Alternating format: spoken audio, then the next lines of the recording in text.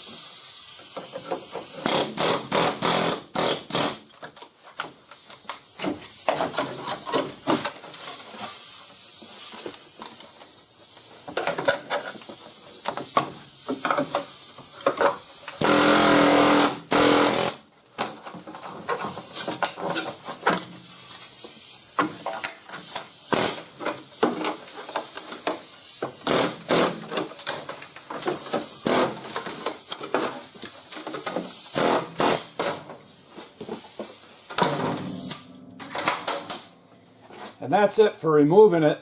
Now we're going to grind this nice and clean and fit the new cab corner to this area. The next step is fitting the panel. And a few things I think are most important in making that job easier is first preparing the inner panel by removing any rust you have and welding in some sheet metal so that you have something to weld the patch panel to. So here I welded in a big rectangle of sheet metal. I folded it over along the bottom so that I have something real solid to weld the new patch panel to. I also drilled in 2 drain holes to prevent future rust and gave it a quick coat of primer. Next we'll be making some relief cuts for a combination of lap welds in the big open areas and butt welds on the end. So let me set up the camera so I can show you those relief cuts in detail. The first relief cut is a little V right here on this bend in the door jamb. So I cut a V right there and knocked this metal down a little bit so that when I put the patch on there, it's going to be one nice straight line.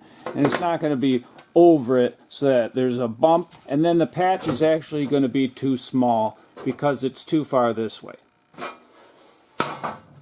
The next relief cut I made was right here on the corner and one on the end, so that when you put the patch up there, you're going to make a butt weld right here. If I didn't make it, the patch wouldn't fit real well. It just wouldn't make it to the end.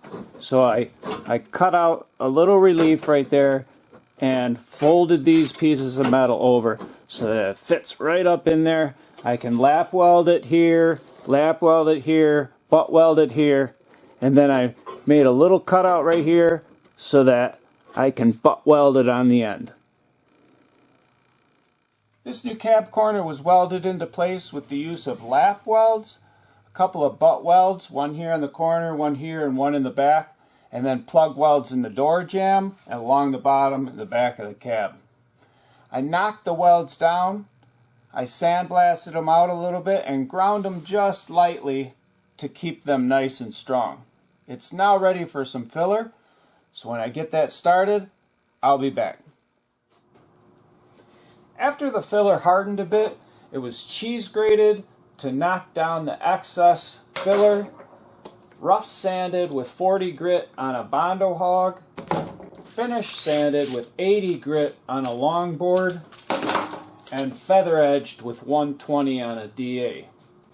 It's ready for some primer, so I'm going to give it a coat so you can see what the finished panel looks like.